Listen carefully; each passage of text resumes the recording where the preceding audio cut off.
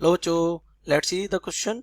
The designer of a roller coaster wishes to ride to experience weightlessness. वो एक ऐसा roller coaster है, वो ऐसी राइडर बनाना चाहता है ना, कि राइडर्स को ऐसा लगे कि उनकी वेट जीरो है.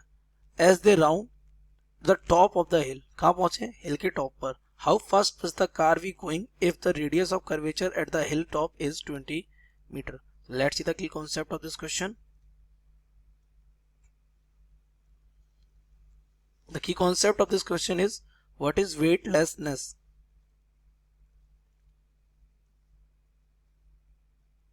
So it is the condition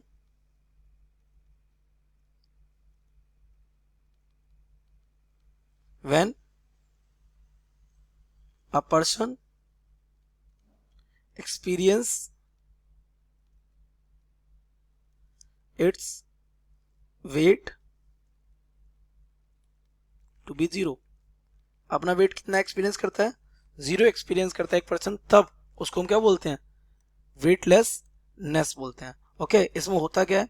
इसमें द नॉर्मल रिएक्शन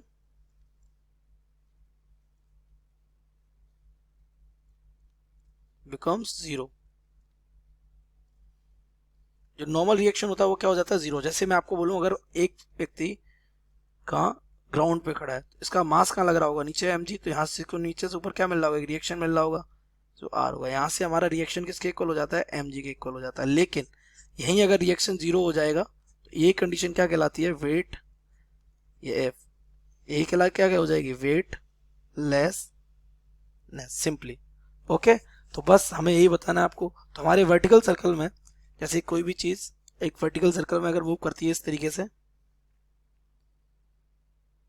तो वो क्या बता रहा है? वो इस पॉइंट पे बता रहा है आपको. तो इस पॉइंट पे हम आपको पता है, अगर वो राइडर यहाँ है, उसका मास की वजह से नीचे डाउनवर्ड क्या होना चाहिए?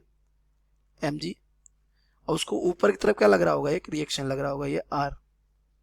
लेकिन आपको पता है क्योंकि ये कंटिन्यू राउंड भी ले रहा है, तो इसको इधर की साइड एक फोर्स लग रहा होगा. कौन सा? Centripetal force. अब वो सेंट्रीपिटल फोर्स भी लगता रहे, इसके लिए mg कैसा होना चाहिए? बड़ा होना चाहिए. और ये रिएक्शन कैसा होना चाहिए?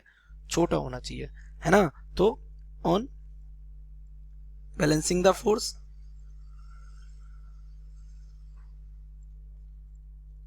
फोर्स एट टॉप, तो अगर आप टॉप पे अगर फोर्स बैलेंस करेंगे तो mg आपका बड़ा होगा, माइनस r आपका छोटा होगा, और ये किसके इक्वल हो रहा होगा? सेंट्रीपिटल फोर्स के. ये सेंट्रीपिटल फोर्स. लेकिन आपको पता है फॉर वेटलेसनेस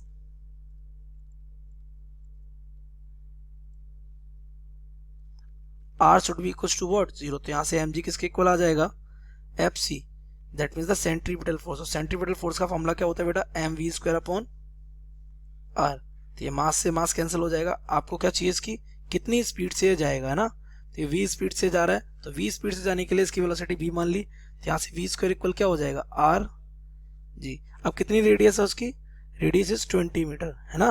तो यहाँ से v square is equal to हो जाएगा यहाँ से r है 20 और g कितना है? 9.8.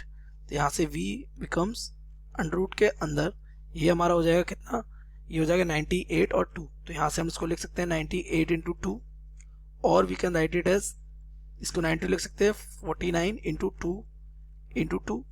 तो यहाँ से हमारी स्पीड इसकी आ जाएगी 49, किसका स्क्वायर रूट है 7 का, ये इसका हो जाएगा 2. तो वी विल बी 14 मीटर पर सेकेंड. ये तो ये स्पीड होनी चाहिए उसकी, ताकि उसको क्या एक्सपीरियंस हो? वेटलेसनेस. क्योंकि इस पर उस पर लगने वाला जो रिएक्शन होगा वो कितना होगा? जीरो. और जब रिएक्शन जीरो होता है तो वहां पर उसको वेटलेसनेस फील होता है. तो I hope you have understood it well.